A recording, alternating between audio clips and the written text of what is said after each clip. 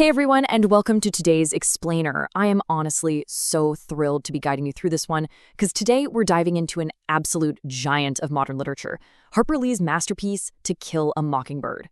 We're going to break down exactly how this incredible story builds a heartbreaking but honestly completely necessary bridge from childhood innocence right into the harsh, messy realities of the adult world. By the time we wrap up, you're going to see exactly how this book masterfully weaves together massive themes like justice, prejudice, and, just fundamental human goodness.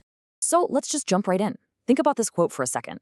It's probably the most famous piece of advice ever given by a fictional dad, right? Atticus Finch drops this wisdom on his daughter Scout super early in the book, and honestly, it's the whole anchor for our explainer today.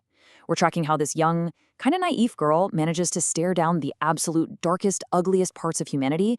We're talking deep-rooted racism, crushing poverty, totally malicious lies, and somehow comes out the other side without losing her own goodness. This quote, it's not just some nice bumper sticker philosophy, it's literally the survival tools Scout uses to navigate growing up. Welcome to Macomb, Alabama, a sleepy southern town. Okay, so our story is set in this poor Depression-era town, and it uses a really cool framing device. We've got an older Scout looking back, trying to explain the crazy chain of events that led to her older brother Jem getting his arm badly broken. The whole thing plays out over roughly 3 years. Year 1, Scout's almost 6, Jem is nearly 10, and they're just kids, making up games, playing with their summer buddy Dill, who, fun little side note, was actually based on Harper Lee's real-life childhood friend, the writer Truman Capote. Anyway, as we slide into years 2 and 3, things hit the gas. The timeline accelerates into some super dark territory, all leading up to this fateful, violent Halloween night. Early on, Scout drops this line, "Nothing's real scary, except in books." And man, does that just perfectly capture where her head is at in the beginning? She's got this totally profound naivete. To her, the scariest things out there are just, ghost stories and neighborhood tall tales. But here's the brilliant contrast. That sleepy, safe, innocent summer bubble, it's about to violently pop. Real life in Macomb is about to get way, way scarier than any spooky story she could ever dream up. Part 2, The Mystery of Boo Radley, the neighborhood ghost. So the kids become absolutely obsessed with their reclusive neighbor, Arthur Radley, aka Boo Radley, who literally hasn't left his house in years. And there is this massive, glaring disconnect between the town gossip and reality. The fiction going around town is that Boo is this terrifying monster who stabbed his own dad in the leg with a pair of scissors. Just wild stuff. But look at the actual facts the kids experience. Boo secretly leaves them little gifts, like chewing gum and carved soap figures hidden in a tree. When Jem gets his pants caught on a barbed wire fence while sneaking around, he goes back later and finds them mysteriously mended and neatly folded. And during a freezing neighborhood fire, it's Boo who quietly slips out of the dark just to put a warm blanket over a shivering Scout. He's not some monster. He's just a deeply vulnerable, trapped guy trying to make a human connection. Part 3, Defending Tom Robinson, a Stand for Justice. All right, so the quiet peace of Macomb absolutely shatters when Atticus takes on a case.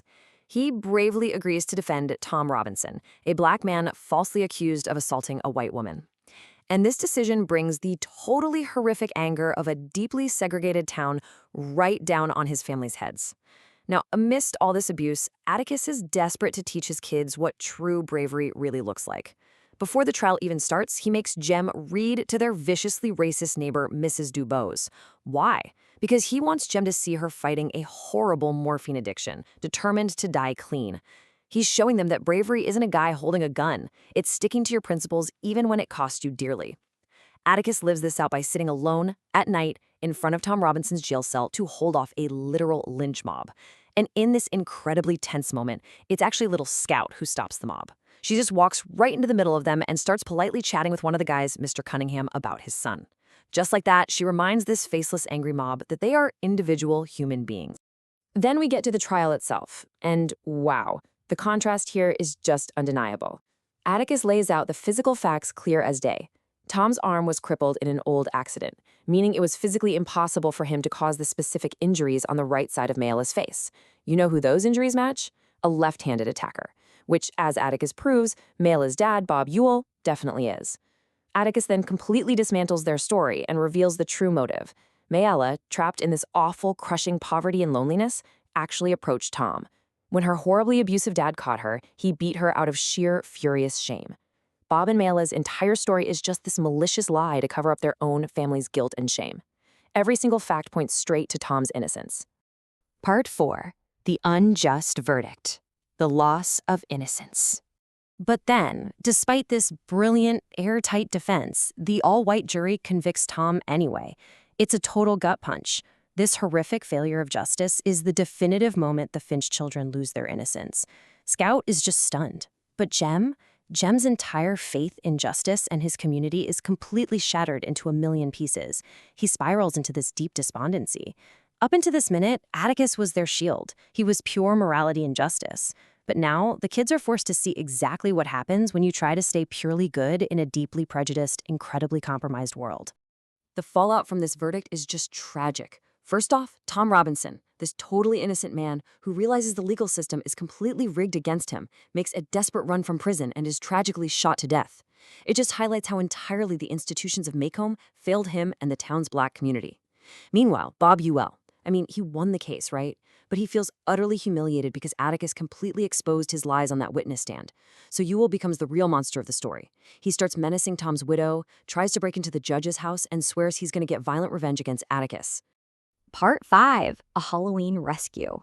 The Collision of Two Plots. Okay, so fast forward a few months. It's Halloween night, and all that toxic tension Bob Ewell has been sitting on finally explodes. Scout and Jem are walking home from a school pageant in pitch darkness, and Ewell ambushes them. He makes good on his cowardly threat and goes after Atticus's kids. It's this terrifying, chaotic scramble in the dark. Jem is violently thrown back, and this is where he suffers that terrible broken arm we heard about way back on page 1. But then, out of nowhere, a third figure jumps into the fray. Boo Radley finally steps out of his house straight into the fight and fatally stabs Bob Ewell to save the kids before carrying an unconscious Jem back home. In the aftermath, Sheriff Heck Tate shows up, looks at the scene, and pieces it all together. He knows exactly what happened. Boo killed Ewell to protect the children. But Tate makes a really fascinating moral call here. He tells Atticus that the official police report is going to say Bob Ewell tripped on a root and fell on his own knife. Let the dead bury the dead, he says. The sheriff, and essentially the community, decides to shield Boo from a massive public trial, or even from being hailed as a local hero, which would utterly destroy the reclusive man. It's this beautiful moment showing that while a community can be this destructive, toxic mob, it can also choose to be a profoundly protective force. Part 6. The Mockingbird's Lesson. Empathy and Goodness.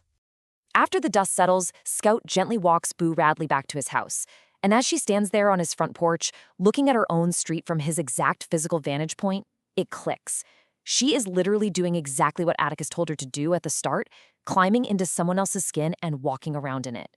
She realizes Boo has just been quietly watching over them, this silent guardian, for years.